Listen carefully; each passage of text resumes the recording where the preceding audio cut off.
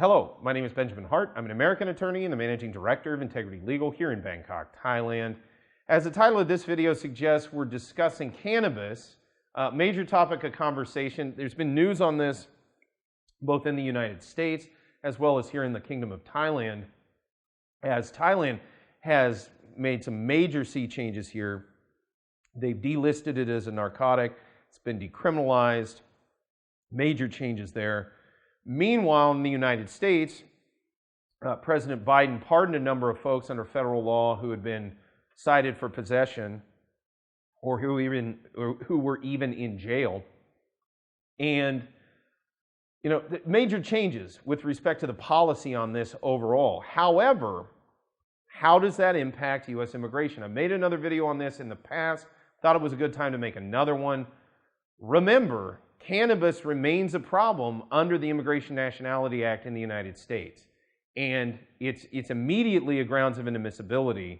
And depending on how much of the substance one is either cited as having had or consumed or whatever, it may not be a ground of inadmissibility that's waivable, depending on quantity. There's kind of a quantity-dependent sort of clause in the law on this. Meanwhile, again, any other type of drug to go in the United States, it's pretty much a deal killer. You're not going to be able to do it. But there is a quantity sort of threshold associated with this in the context of U.S. law on immigration. And I can't stress this enough.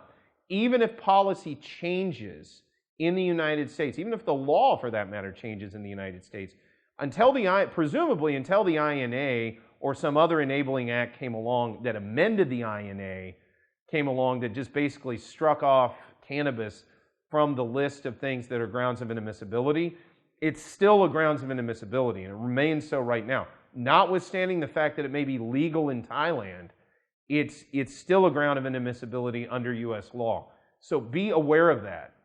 Folks out there, if you're looking to go to the United States, move to the United States, have permanent residence in the United States. If you don't have U.S. citizenship, you only have permanent residence, usage, anything having to do with cannabis could jeopardize even your green card status in the U.S. So something to bear in mind fully that, look, notwithstanding the major changes that we're starting to see, especially the momentum behind the changes in policy, remember, the Immigration Act is still what it is, and it's still got provisions in there that make it a ground of inadmissibility to have anything to do with cannabis.